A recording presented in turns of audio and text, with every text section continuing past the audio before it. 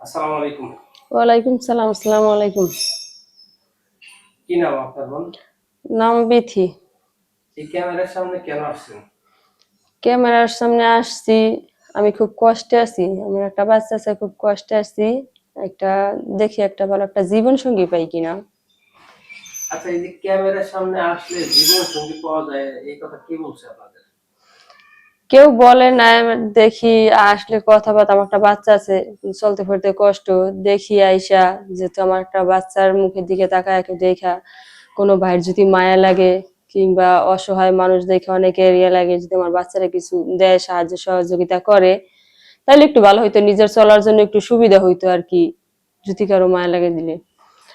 আর যদি মনে করেন, আমি তো অনেকদিন যাবত একা আমার বাচ্চা নিয়ে আছি, যদি কোনো ভালো মনের মানুষ এরকম পাই, জীবন সঙ্গী করতে চাই, তার জন্য আর কি ভিডিওর সামনে আসা। আচ্ছা, জীবন সঙ্গী করলেন, ভালো কথা। আপনার এই আপনার যে হাজবেন্ড ছিল, সেই হাজবেন্ড কি কারণে চলে গেছে, সেই কথাটা একটু বলবেন। আমার হাজবেন্ড ছিল, হাজবেন্ড ভালো ছিল না। হাজবেন্ডের মনে করেন নেশা পানি করতো, সে ভালো ছিল না। অনেক মানে কোনো কিছুই করতো না, সংসারে কোনো অভাব ছিল, কোনো কিছু আনতো না। যার জন্য তার সঙ্গে ঝগড়াঝাটি হইতো, ইয়ে হইতো, মারধর হইতো। আমার একটা বাচ্চা আছে, তার জন্য কোনো মানে ভালোভাবে ভরণ পোষণ সবকিছুই করতে পারতো না। আর যদি এইভাবে মারধর করে সংসারে ভালোভাবে সুখ শান্তি না হয়, তাহলে সেই সংসারে কোনোদিন করে মজা আছে? তার জন্য অনেক মারধর হইতো, ইয়ে হইতো, তারপর আল্লাহ চলে গেছে, কোনো খোঁজ খবর নেই না। তারপরে আমি মনে করেন যে আমার বাচ্চার খোঁজ খবর, একটা বাচ্চা আছে, মেয়ে আছে, মেয়েরারও খোঁজ খবর নেয় না, আমারও খোঁজ খবর নেয় না। তারপরে আমি ডিভোর্স দিয়ে দিছি। আপনি ডিভোর্স দিচ্ছেন? হ্যাঁ, ডিভোর্স দিয়ে দিছি। আমার একটা বাচ্চা আছে, কোনো দেখাশোনা না করলে তাহলে কি করতে আমি রাখবো? আমার জীবনে তো আমার বাচ্চার একটা ছায়ার দরকার আছে, যার জন্য তারা রাখলে তো আর কোনো কিছু করা যাবে না। আমার জীবনে তো কোনো কিছু করে আমার বাঁচতে হইব, খাইতে হইব। সে আবার যদি যোগাযোগ না রাখে, কোনো খোঁজ খবর না রাখে, বাচ্চারা যদি কোনো খোঁজ খবর না রাখে, তাহলে তো আমার জীবনে চলতে হইব সামনের দিকে।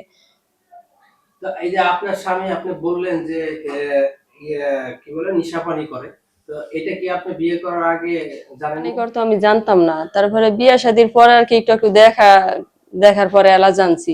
যখন সম্পর্ক হতো তখন তো আর জানতাম না, দেখতাম না, দেখতাম তো ভালোই, তখন ভালোই দেখতাম সবকিছুই। বিয়ে শাদী করছি, এরপরে সেনা দেখা গেল মানুষের রূপ তো আর আগেই বোঝা যায় না, আর জানা যায় না। মানুষের দেখার পরে, মানুষের সাথে চললে, মিশলে, এলা কথাবার্তা বললে তারপরে এলা জানা যায়। তো সংসার করার পরে আর কি জানছি যে আস্তে আস্তে যে সে নেশাপানি করে আর এরকম করে, সংসারে কিছুই করে না, অভাব অবাটন। এরপরে সে জানি যে সে নেশা পানি করে, নেশা করে। আচ্ছা, আপনি এই যে বললেন, তো আপনার স্বামীর কথা বললেন যে ভালো ছিল না ছিল, কিন্তু আমার তো একটা প্রশ্ন মনে জাগলো যে আসলে কি আপনি কি স্বামীর ভালোবাসা ঠিক মতো দিতে পারতেন না, তাই কি এরকম করতো? স্বামীর ভালোবাসা দিতে পারবো না কি লেগে? আমি একটা নারী, আমার কাছে কি কম কিছু আছে? দিতে পারবো না কি লেগে? একটা স্বামী কি চায়, আর একটা পুরুষ একটা মেয়ের কাছে আর কি চায়, এটা দিতে পারবো না কেন? কিন্তু স্বামী ওই নেশা পানি করতো, যাতে অন্য মেয়ের, যদি কারো অন্য মেয়ে ভালো লাগে থাকে, তো ঘরের বউ তার ভালো লাগবো না, যতই দেখ আর যতই ইয়ে হোক, কিন্তু এটা তো আর ভালো লাগবো না তার আপনার হয়তো। আপনার বয়স এখন কত চলে? আমার বয়স এই 23 বছর চলে। 23 বছর চলে। তো আচ্ছা, আপনার সংসারের কথা শুনলাম। এখন আপনার সামনের কি পরিকল্পনা কি? সামনের পরিকল্পনা এখন যে আমি ভালো একটা জীবন সঙ্গী করার জন্য ভালো একটা মানুষ পাই, কিংবা ভালো কোনো মানুষের কথাবার্তা বলে, দেখা গেছে কেউ পাশে দাঁড়ায় দাঁড়ায় কথাবার্তা বলে, কেউ পাশে দাঁড়ায় টাকা পয়সা দেয়, কিছু কথাবার্তা বলে, এরকম যদি মানুষ হয়, ফোন টোন দিবে, কথাবার্তা বলবো, সমস্যা নাই। আর যদি কোনো ভাই যদি বিয়ে শাদী করতে চায়, অনেক কাছে দেখা গেছে বউ থাকে না, কি কথাবার্তা বলতে চায়, বিয়ে শাদী করতে চায়, এরকম হইলে ফোন দিব, যোগাযোগ করবো, কথাবার্তা বলবো, সমস্যা নাই। আর আমার তো আমি টাকা পয়সা চাই না। অনেকেই মনে করে যে ভিডিওর সামনে আসলে কি টাকা পয়সার জন্য আসে, লোভে, টাকা পয়সার লোভে আসে, কিন্তু আমি সেজন্য আসি নাই। আমি আসছি ভালো একটা মনের মানুষের জন্য, ভালো একটা সংসার করার জন্য, যাতে জীবন সঙ্গী ভালো একটা ইয়ে পাই। আমার বাচ্চা তো অনেকদিন যাবত আমি একা, আমার বাচ্চার কোনো বাবা নাই। এখন বর্তমানে বাচ্চার একটা বাবার দরকার, আমার বাচ্চাটা আস্তে আস্তে বড় হইতেছে, আমার বাচ্চাটার একটা স্থানের দরকার। যদি কেউ এরকম আমার বাচ্চাটা দেখে যদি বিয়ে শাদী করে, তাহলে তোমার বাচ্চাটা মনে করেন এক জায়গায় একটা স্থান থাকলো, একটা ইয়ে থাকলো, সুন্দর একটা আমার নিজের একটা সংসার থাকলো, আমি নিজে একটা ভালো একটা সংসার করতে পারলাম, একটা সুখ শান্তি এলো জীবনের। এরকম একটা ভালো একটা মনের মানুষ চাই, যদি পাই তাহলে আমি জীবনে সংসার করবো, সংসার করতে চাই। কেমন বয়সের মানুষ আপনার দরকার? যেরকমই হোক, মানে বয়স বেশি এই বয়সে না, আবার কম একেবারে কমও চাই না, চেহারা ভালো চাই না। মানুষের যদি একটা ভালো একটা মন হইলেই চলে, যাতে আমি ভালোভাবে একটা মন পাই, যাতে একটা সাইডে ডাল ভাত খেয়ে সুখ শান্তিতে রাখতে পারে, একটা ভালো একটা সংসার করতে পারি ভালোভাবে।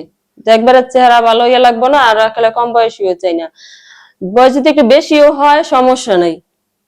আচ্ছা, কেউ তো আবার আছে বউ থাকতে বিয়ে করতে চায়, তো সেই ক্ষেত্রে যদি এরকম যদি আপনার কাছে কোনো অফার টফার আসে, তাহলে সেই ক্ষেত্রে আপনি কি বিয়ে বসবেন? সে যদি চালাইতে পারে, দুইটা সংসার যদি বিয়া কইরা যদি চালাইতে পারে, তাহলে সমস্যা নাই, বিয়া শাদী বসবো। সব খরচ মানে বিয়ার খরচ তো তাকে দিতে হইব, কিন্তু আমার পক্ষে সম্ভব না যে আমি বিয়ে শাদীর খরচ দিয়ে বিয়ে শাদী করব।